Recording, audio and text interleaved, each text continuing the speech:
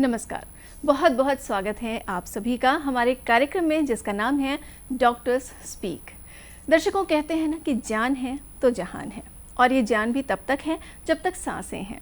जी हाँ, सांसों की सरगम का होना बहुत ज़रूरी है हमारी ज़िंदगी के लिए।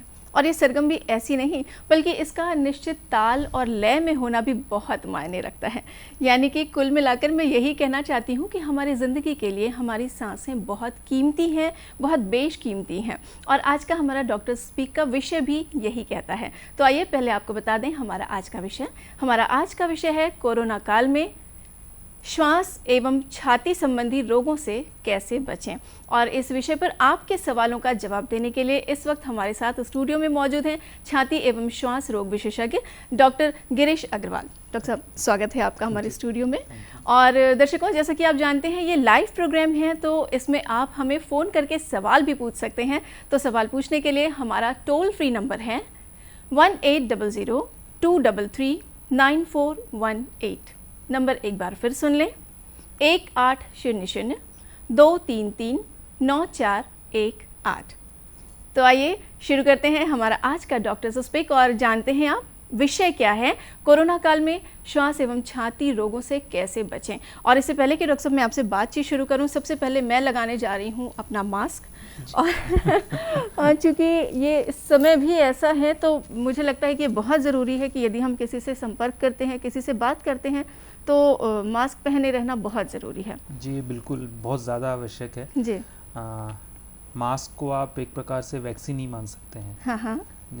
जिस प्रकार से कोरोना फैलता है जी, उसके बचाव ही उसकी रोकथाम है। और उसके बचाव के लिए दूरी बनाए रखना और मास्क पहनना, जी, साथ ही साथ समय समय पे हाथ का धोना, ये तीन ही चीज़ें हैं जिससे आप कोरोना से बच सकते हैं, आप अपने परिवार वालों को बचा सकते हैं। जी। तो कोरोना एप्रोप्रिएट बिहेवियर के नाम से तीनों चीज़ जानी जाती है। मास्क लगाना, दूरी का पालन करना और समय समय पे हाथ धोना। जी ये हाँ। तीनों चीज़ का पालन हमेशा होना चाहिए। जी, तो ये पालन तो हमने कर लिया। अब हम सवालों की तरफ बढ़ते हैं। डॉक्टर साहब, जैसे कि हम अभी देख रहे हैं ये दूसरी लहर का सामना हमने किया, लेकिन आज भी जब हम निकलते हैं बाहर काम से या अपने काम के लिए जा रहे हैं तो देखते हैं कि मार्केट में, ऑफिसेज में, सब जगह बहुत ज़्यादा भीड़ है। तो सोशल डिस्टेंसिंग, जो दूरी का जो पालन है वो भी नहीं हो रहा है। ज़्यादातर लोगों को तो ऐसा भी देखा जाता है कि वो मास्क भी नहीं पहनते हैं। तो ये कहाँ तक सही है, और क्या इसका मतलब ये समझें कि लोगों का जो डर ख़त्म हो गया है कि कोरोना भी चला गया है, कोरोना ख़त्म हो गया है, ऐसा क्या हम कह सकते हैं? मेरे ख्याल से फर्स्ट वेव जब कोरोना की आई थी जी। और जब वो वेव ख़त्म हुई तब भी हमने यही गलतियाँ की थी कि हम सब ने मान लिया था कि कोरोना ख़त्म हो गया है। बिल्कुल। मार्केट में बहुत ज़्यादा भीड़, ना किसी चीज़ का पालन, ना कोई नियम, ना कोई कानून, कुछ भी नहीं। और ये बात सच है कि आप बहुत दिनों तक नियम कानून पे लोगों को नहीं बांध सकते, बहुत दिनों तक उन्हें इतने डिस्टेंस मेंटेन करने के लिए या मिलने जुलने से नहीं रोक सकते। जी। लेकिन ये समय ऐसा है कि कोशिश करके ये चीज़ों का पालन होना चाहिए। जी। फर्स्ट वेव जब गई तो उसके बाद सेकेंड वेव आई, जो कि बहुत सारे लोगों ने उम्मीद नहीं की थी। जी। और सेकेंड वेव जाते ही फिर सब के सब वैसे ही नॉर्मल अपनी लाइफ में आ गए। लाइफ आप नॉर्मल ही जिए, लेकिन प्रिकॉशन और डिस्टेंसिंग का ज़रूर पालन करें। जी। तीसरी वेव भी आ सकती है, इस बात को ध्यान में अवश्य रखें। यूके में, यूनाइटेड किंगडम, ब्रिटेन में करीब करीब 8 महीना 9 महीने के लॉकडाउन के बाद जब ब्रिटेन खुला तो वहाँ पे इतनी ज़्यादा वैक्सीनेशन होने के बावजूद तीसरी वेव आ गई। जी हाँ। आज फिर यूके परेशान है थर्ड वेव से। तो आप ये मत मानिए कि तीसरी वेव नहीं आएगी या कोरोना ख़त्म हो गया या जब आएगा तब देखा जाएगा, ऐसा नहीं है। तो जितने ज़्यादा लोगों के बीच कोरोना फैलता है उतना ज़्यादा कोरोना अपने आप में बदलाव लाता है। और जो दूसरा वेव था वो उसी का नतीजा था कि हमने उसमें डेल्टा वेरिएंट देखा, डबल म्यूटेशन देखा। और दूसरी वेव में जितने ज़्यादा लोगों को कोरोना ने इफेक्ट किया है उसका फिर से हमें एक संकेत मिल रहा है डेल्टा प्लस वेरिएंट के नाम से। तो हो सकता है कि अगली जो वेव आए वो डेल्टा प्लस वेरिएंट उसमें बहुत हावी हो। तो ये चीज़ों को समझने की बहुत ज़रूरत है, क्योंकि अगर आप नहीं समझेंगे तो आप बचाव नहीं करेंगे या लापरवाह हो जाएंगे जी। और आपकी लापरवाही सिर्फ आपकी जान का खतरा नहीं, आपके पूरे परिवार, आपके दोस्त यार, आपके रिश्तेदार जिनके साथ आपका उठना बैठना है, उन सब की जान की खतरा बढ़ जाएगा। हाँ हाँ, यानी जब तक लोगों का ये रहता है कि लॉकडाउन में है तभी तक वो अपने नियमों में बंधे रहते हैं, बाहर निकलना कम, लेकिन जहाँ लॉकडाउन ख़त्म हुआ तो ऐसा लगता है कि कोरोना भी चला गया है और वो वापस से उसी दिनचर्या में आ जाते हैं और उसी तरीके से जीवन यापन करने लगते हैं। लॉकडाउन खुलता है तो लोगों को लगता है हम जेल से बाहर निकले। हाँ जी। उन्हें जबकि ये लगना चाहिए कि नहीं, ये लॉकडाउन हमारी अपनी सेफ्टी के लिए था, हमारी अपनी सुरक्षा के लिए था, और चूंकि ये लॉकडाउन बहुत लंबा नहीं चल सकता, ढील देनी ही पड़ेगी सरकार को, तो अब वो एक व्यक्ति की खुद की जिम्मेदारी बनती है कि मैं कैसे अपने आप को बचा के रखूं। डॉक्टर साहब, मैं वही आपसे पूछना चाह रही थी कि अनलॉक की जो स्थिति बनती है, लोगों का घर से बाहर निकलना है, तो जो आपने बताया कि 3 नियमों का पालन करना है कि दूरी, मास्क और ये, तो इन नियमों के साथ साथ और किस तरह की सावधानियां हमें रखनी चाहिए कोरोना से बचाव के लिए? कोरोना से बचाव के लिए कोई खास सावधानियां नहीं है। कोरोना इतनी बड़ी महामारी बना क्यों, ये समझने की ज़रूरत है। कोरोना बाकी जितने भी वायरस होते हैं, सीजनल फ्लू होता है, सर्दी जुकाम वाले वायरस होते हैं जी, वैसा ही है, सिवाय कुछ चेंजेस हैं। जैसे कि ये फैलता बहुत जल्दी है और दूसरा ये फेफड़ों को बहुत जल्दी इफेक्ट करता है। हाँ। तो जो बचाव आप देखे होंगे कि किसी पीडियाट्रिशियन के पास अगर आप बच्चों को लेके जाएंगे, जैसे सर्दी जुकाम हुआ, तो वो कहते हैं कि कुछ नहीं, इसे थोड़ा बच्चों से दूर रखो, नहीं तो घर में सभी को सर्दी जुकाम हो जाएगा। और ऐसा होता भी हमने देखा है कि अगर किसी एक बच्चे को सर्दी जुकाम हुआ तो घर के 2-3 बच्चों को और साथ में सर्दी जुकाम हो जाता है। तो जितने भी ये श्वास नली से फैलने वाले वायरस है, ये लगभग एक ही समान बिहेव करते हैं। कुछ वायरस ज्यादा फैलते हैं, कुछ वायरस फेफड़ों को ज्यादा संक्रमित करते हैं। कोरोना भी वैसे ही है कि वो बहुत तेजी से फैलता है और बहुत तेजी से फेफड़ों को संक्रमण करता है।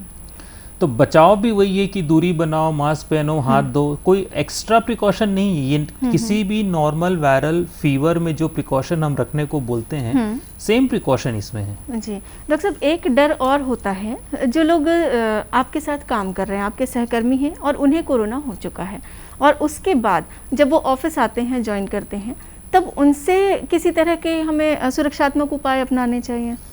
नहीं, देखिए कुछ अलग से। और इसमें कोरोना जो है किसी भी शरीर में 10 दिन के बाद संक्रमण फैलाने की स्थिति उसकी लगभग ना के बराबर हो जाती है। अच्छा। 14 दिन के बाद तो हम ये मान के चलते हैं कि वो संक्रमण नहीं फैला सकता, भले उस मरीज के अंदर अभी भी कोरोना के वायरस क्यों ना पाए जा रहे हों, पर वो संक्रमण फैलाने की स्थिति में नहीं होता। जी। तो कोई व्यक्ति अगर कोरोना से ठीक हो के ऑफिस काम में जा रहा है या कहीं पे अपना कर रहा है, तो उससे किसी और प्रकार की बचाव की, दूसरे व्यक्ति को उससे बचने की ऐसे कोई आवश्यकता नहीं है, सिवाय ये जो नियम का हमें पालन करना है, जो सभी वर्गों के लिए हर स्थिति में आपको करना है, चाहे कोरोना हो चाहे कोरोना ना हुआ हो। एक चीज़ और मैं आपसे पूछना चाहूँगी डॉक्टर साहब, कि जिन लोगों को कोरोना हो चुका है तो उसके जो बाद के लक्षण हैं वो काफ़ी हावी होते हैं। जैसे लोगों में ज़्यादातर शिकायत पाई गई कि बदन में बहुत दर्द होता है, कई बार ये होता है कि सांस लेने में भी तकलीफ होती है, और एक आजकल एक तरह का टेस्ट होने लगा है कि लोग आपस में भी बैठते हैं तो बात करते हैं कि आप कितनी देर तक सांस रोक सकते हैं, मैं कितनी देर तक सांस रोक सकती हूँ। तो वहाँ भी ये पाया गया है कि कोरोना के बाद भी सांस लेने की जो तकलीफ है वो बनी रहती है, तो उसके लिए क्या करना चाहिए डॉक्टर साहब? कोरोना के बाद जो भी परेशानी हो रही है उसे हम लोग पोस्ट कोविड सिंड्रोम या लॉन्ग कोविड सिक्वेले के नाम से बोलते हैं जी। मोटे तौर पे समझने के लिए इसे हम 2 अलग अलग कैटेगरी में बांट देते हैं जी। एक कोरोना के बाद होने वाली क्रिटिकल बीमारियां और एक नॉन क्रिटिकल बीमारियां जी। क्रिटिकल बीमारियां वो होती हैं जिसमें आपको तुरंत हॉस्पिटल में एडमिशन की ज़रूरत है या जिसमें आपकी जान जा सकती है। कोरोना में हम सब जानते हैं कि खून के धब्बे हमारे फेफड़े में जम जाते हैं या खून हमारा गाढ़ा हो जाता है जी। तो जब वो खून का धब्बा हार्ट पे जाके रुकेगा तो हार्ट अटैक हो सकता है। जब वो खून का धब्बा ब्रेन में गया तो पैरालिसिस या लकवा मारने की शिकायत हो सकती है, या वो खून का धब्बा अगर फेफड़े में कहीं पे जाके अटका तो एकदम से सांस बंद हो सकती है, या वो खून का धब्बा अगर पेट में कहीं पे जाके अटका तो बहुत जोरों का पेट का दर्द हो सकता है। हाँ। तो ये हुई क्रिटिकल बीमारियां जिसमें मरीजों की जान जा सकती है। उसके बाद कुछ नॉन क्रिटिकल बीमारियां जो मरीजों को बीमार रखती है बहुत लंबे समय तक जी। उसमें थकान होना, हाथ पैर में दर्द लगना, थोड़ा सा भी आप 4 कदम चले तो उसमें सांस भर जाना या हफरासी लगना जी। बालों का झड़ना हुआ, डिप्रेशन है, एंग्जाइटी है, डर है, घबराहट है, या एक प्रकार से टेम्परेरी पैरालिसिस हो जाता है, या लोगों की नींद उड़ जाना, या ब्लड प्रेशर की शिकायत होना, थायराइड होना, तो ये सब नॉन क्रिटिकल बीमारियां जो लंबे समय तक लोगों को तंग कर सकती है कोविड के बाद जी। ये सभी चीज़ें के जो इंसिडेंस है या इनमें हाई रिस्क जो बोलते हैं उसका एक समय अगर अपन बांधने की कोशिश करें कि कब तक ये परेशानी होने की संभावना है जी। तो ये परेशानी करीब करीब 3 से 6 महीना, कोविड होने के 3 से 6 महीने तक ये परेशानियां हो सकती हैं। उसके बाद नॉर्मली ये परेशानियां नहीं होती हैं जी। यानी कोरोना से जो पीड़ित हैं उनको 3 से 6 महीने तक ये सब परेशानियों का सामना करना पड़ सकता है। डॉक्टर साहब, हम अपनी चर्चा जारी रखेंगे, फिलहाल हमारे कॉलर इस वक्त लाइन पर हैं। हेलो हेलो, नमस्कार। नमस्कार, अपना नाम बताएं। मेरा नाम ग्राम वाला। हाँ जी, अपना अपना प्रश्न पूछें। क्या कि मेरे पेट में गैस बनता है, पेट में जाता रहता है, छाती दर्द रहता है। अब भोलाराम जी एक बार फिर से अपना प्रश्न पूछेंगे। पेट में गैस बनता है, छाती दर्द करता है। देखिए, पेट में गैस अगर बन रहा है, पाचन शक्ति अगर ठीक नहीं है या बार बार खट्टी डकार आ रहा है तो उसकी वजह से छाती में दर्द रह सकता है। ये नॉर्मली जब आप बहुत ज़्यादा तला भुना खाते हैं, मिर्च मसाला का ज़्यादा सेवन करते हैं, या खाने पीने का समय आपका जो है वो प्रॉपर नहीं है, मतलब आप रात को देरी से खा रहे हैं या आप सुबह बहुत देर तक खाली पेट हैं, दिन में बहुत ज़्यादा अगर आप चाय पी रहे हैं या लंबे समय तक खाली पेट रह रहे हैं, तो ये सारी परेशानी हो सकती है गैस बनने की, और उसकी वजह से छाती में दर्द भी होता है। इसके लिए अगर आप गोली लेना चाहें तो किसी भी डॉक्टर से परामर्श करके ले सकते हैं, लेकिन मेरा ये रहेगा सलाह कि इन चीज़ों में अगर कुछ भी गड़बड़ी आप देख रहे हैं खाने पीने का समय या खाना पीना का पदार्थ क्या खा रहे हैं उसमें सुधार कीजिए, और दिन में पानी की मात्रा अच्छे से लीजिए। कम से कम हर व्यक्ति को अपने वजन के हिसाब से पानी पीना चाहिए, और मोटे तौर पे ये है कि 20 किलो के आदमी के लिए दिन में 1 लीटर पानी सफिशिएंट है। तो अगर आप 60 किलो के हैं तो कम से कम आपको 3 लीटर पानी करीब करीब दिन भर में पीना चाहिए। मुझे लगता है इनकी सवाल का जवाब इन्हें मिल गया। डॉक्टर साहब, जैसे हम बात कर रहे थे सांसों की, और कोरोना के बाद जो लक्षण आते हैं या तकलीफ़ों से इंसान गुजरता है, तो क्या ऐसा कुछ कोरोना के समय में किया जा सकता है या ट्रीटमेंट के दौरान जो मरीज़ है जो कोरोना पीड़ित है वो ऐसा बर्ताव रखे या खान पान रखे कि बाद में उससे जो बदन दर्द है और जितनी चीज़ें आपने बताई वो सब ना हो, ऐसा कुछ किया जा सकता है? देखिए, खाने पीने की जो चीज़ है या एक्सरसाइज है, व्यायाम है, वर्जिश है जी। या समय पे सोना, समय पे उठना, जो भी चीज़ें हमारे बड़े बुजुर्ग कहते थे, करते थे जी। ये महीना 1.5 महीने से कुछ नहीं होता। तो अगर आपका फूड हैबिट, खाने पीने की चीज़ें अच्छी हैं, आपका सोने का समय, आपका उठने का समय, आप कितना दिन भर में वर्जिश करते हैं, आप कितने किस प्रकार से आपका बाकी दिन का दिनचर्या है, पानी कितना पीते हैं, वो सारी चीज़ें इंपॉर्टेंट है। तो अगर मैं ये सोचूं कि अभी कोविड का समय है तो 2 महीना थोड़ा सा मैं एडजस्ट कर लेता हूँ, फिर तो वापस से मुझे अपने तो उसमें नहीं होता। ये एक बेसिकली डाइटिंग, लोग बोलते हैं कि मेरे को डाइट करना है या अच्छा डाइट लेना है या मैं थोड़ा सा एक्सरसाइज कर लेता हूँ, तो ये सारी चीज़ें आपके शारीरिक तौर पे तो जो असर करती हैं वो बहुत कम है, लेकिन अगर आप इसको ये मान के चलेंगे कि ये पूरा का पूरा मेरी सोच की परिवर्तन है, मेरे जीने का तरीका ही परिवर्तित हो जाए, तब जाके कहीं इसका इफेक्ट आपको दिखेगा। यानी लंबे समय तक यदि आप योगा और ये सब चीज़ें, एक्सरसाइज और खान पान में परहेज और एक रूटीन अपना बना के रखते हैं, तो कोरोना पीरियड में भी आपको तकलीफ नहीं होगी, बाद में भी आपको इन चीज़ों से बचे रहेंगे आप जी। ये बहुत अच्छी बात आपने बताई डॉक्टर साहब। आज का हमारा जैसा विषय है छाती एवं श्वास रोग, तो मैं आपसे जानना चाहूँगी कि श्वास रोग कितने तरह के होते हैं और कैसे ये फैलते हैं? अब इसको समझाने के लिए मैं एक पेड़ का सहारा लेता हूँ जी। जिस प्रकार पेड़ के तने और शाखाएं होती है, वैसी हमारी सांस की नली होती है जो हमारे नाक से शुरू होकर फेफड़ों तक अंदर जाती है जी। और पेड़ के जो पत्ते हैं वो हमारे एक प्रकार के फेफड़े हैं जो वहाँ से हमें सांस का आदान प्रदान शरीर के अंदर और बाहर का होता है। जी। तो कोई भी बीमारी जो कि शाखाओं को, तनों को फर्क करेगा या पत्तों में बीमारी फैलाएगा, वो सभी प्रकार की बीमारी आपके फेफड़े में हो सकती है। इसमें कई प्रकार की ऐसी बीमारी होती है जो सांस के द्वारा फैलती है, जैसे कि कोविड या स्वाइन फ्लू या नॉर्मल सीजनल फ्लू। हम बात कर रहे हैं, छींक कर रहे हैं तो उससे फैलता है। हाँ। कई ऐसी बीमारी हैं जो सांसों से फैलती नहीं है लेकिन फेफड़े को इफेक्ट करती है। जो फैलने वाली बीमारी उसमें टीबी है, अगर आप खांस रहे हैं, बलगम में टीबी आ रहा है तो वो फैल सकता है। हाँ। दूसरे प्रकार के निमोनिया होते हैं जो फेफड़े में आके जम जाते हैं, वो खांसने से नहीं फैलते। जी। या फिर आपका अलग अलग प्रकार की बीमारियां, लोग शायद सुनने को कभी कभार इक्का दुक्का लोग सुनते हैं, लेकिन वो इसलिए नहीं कि बीमारी कम है, इसलिए कि उसको पकड़ना मुश्किल होता है। अच्छा। जैसे कि इंटरस्टिशियल लंग डिजीज या ILD बोलते हैं। हाँ। अस्थमा है जी। अस्थमा के साथ ही साथ एक उसका दूसरा प्रारूप है जिसको हम COPD लंग्स बोलते हैं। या फिर आपका सार्कोइडोसिस है, फेफड़े में पानी भर जाना। तो ऐसी बहुत सारी बीमारियां। पहले के समय पे हम मानते थे कि फेफड़ा मतलब केवल और केवल टीबी, तो इसीलिए टीबी एवं क्षय रोग विशेषज्ञ ही लिखा जाता था। पर आज की तारीख में फेफड़े का जितनी प्रकार की बीमारियां फेफड़े में हैं वो शायद ही किसी दूसरे शरीर के हिस्से में होती होंगी। जी।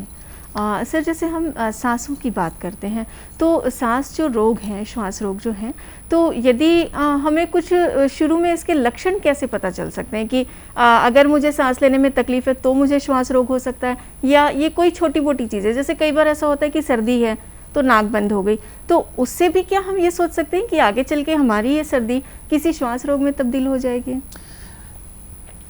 मोटे तौर पे जितने भी श्वास रोग बीमारियां हैं या श्वास रोग हैं, उन सब का जो लक्षण होता है वो खांसी होना या छाती में भारीपन लगना या चलने फिरने से सांस भरने की शिकायत हो। ज़्यादातर मैक्सिमम बीमारियों का ये लक्षण होते हैं। फिर उसमें आप एक एक करके सवाल करके चीज़ों को अलग करते हैं।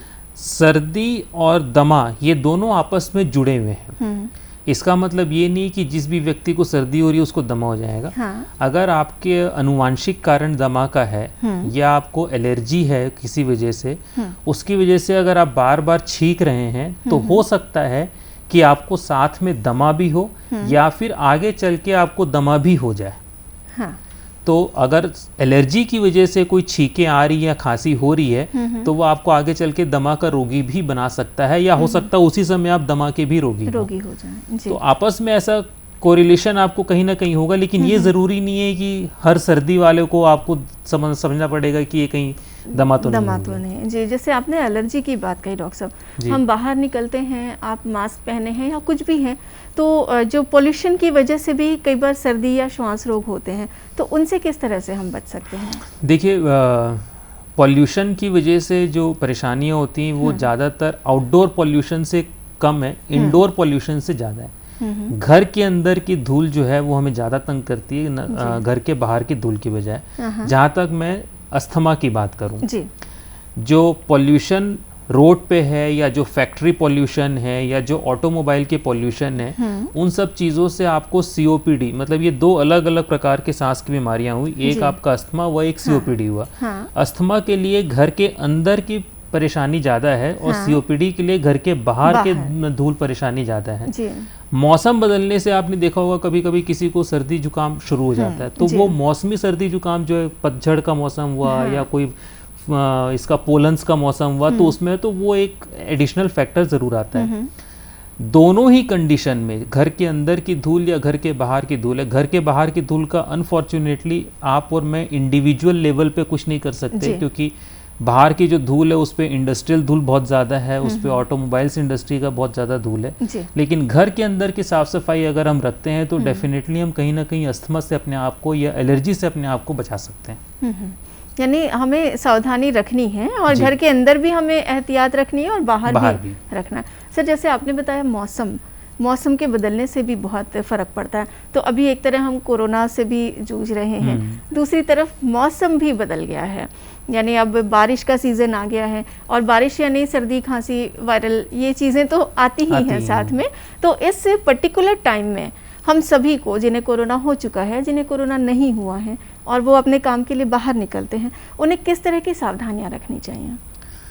देखिए फर्स्ट वेव ख़त्म होने के बाद भी लगभग मौसम ठंडी का आया था, बरसात ठंडी का मौसम करीब करीब आया था और अभी भी वैसे ही करीब करीब आया ठंड। बरसात का मौसम है, फिर ठंड आएगा। जब कभी मौसम चेंज होता है तो फेफड़े संबंधित जो बीमारियां हैं वो कहीं ना कहीं बढ़ जाती हैं, जिसमें दमा की बीमारी बढ़ना या सर्दी जुकाम बढ़ना या निमोनिया होने की शिकायत। अब यहाँ पे मामला ये उलझ जाता है कि कोविड के साथ ये चीज़ें अगर हो रही हैं तो ये कोविड है या कुछ और है। जी बिल्कुल। और ऐसी कंडीशन में ये परेशानी मरीज़ के लिए भी रहती है, कहीं मेरे को कोविड तो नहीं हो गया, क्योंकि प्रिकॉशन तो रखते नहीं है। हाँ है ना। और ये परेशानी डॉक्टरों के लिए भी रहती है कि ये साधारण निमोनिया या दमा या फ्लू है या कोविड है। जी। तो इसको डिफ्रेंशिएट करना कई बार बहुत मुश्किल हो जाता है, क्योंकि लक्षण लगभग सेम होते हैं। हाँ। अब मौसम बदलने वाला है तो इसमें सारी परेशानी हमें फिर से देखने को मिल सकती है, और ख़ासकर जब हम ये सोच के बैठे हैं कि हो सकता है तीसरी वेव भी आए, तो ये समय इतना आसान नहीं रहेगा कि हाँ ये नहीं है, ये है, ऐसा कहने का। जी। तो इसके लिए हमें सबसे पहले जाके तो जांच करवा लेनी चाहिए यदि किसी भी तरह की तकलीफ का हम सामना कर रहे हैं तो। बिल्कुल। और इससे जैसा आपने बताया कि फेफड़े की बात की आपने, तो फेफड़े से संबंधित जो बीमारियां हैं उनके क्या लक्षण होते हैं और उनकी सावधानियां क्या हो सकती हैं सर? जैसे मैंने आपको बताया कि लक्षण लगभग फेफड़े संबंधित बीमारियों के सेम से ही होते हैं कि खांसी होना या छाती में भारीपन लगना, चलने फिरने से सांस भरना, बुखार आ जाएगा या खांसी बलगम में खून आना। इस टाइप के लक्षण लगभग सभी बीमारियों के एक ही जैसे हैं, फेफड़े से संबंधित जो बीमारियां हैं। बचाव के लिए अगेन जो बीमारी सांस से फैलती है, छींकने से या खांसने से फैलती है, उसके लिए दूरियां हैं, मास्क है। जो बीमारी इनसे नहीं फैलती लेकिन कोई भी व्यक्ति उससे ग्रसित हो सकता है, उसके लिए इम्यूनिटी है, आपकी गतिरोधक क्षमता कितनी है। चाहूंगी मैं आपको रोक रही, हमारे कॉलर इस वक्त लाइन पर हैं, हम इस विषय पे फिर बात करेंगे। हेलो नमस्कार जी। नमस्कार, अपना नाम बताएं। एरिना नागे बोल रही हूँ। हाँ, अपना प्रश्न पूछिए। जी, तो भी कोरोना पॉजिटिव हुआ है और सिकलिन भी है।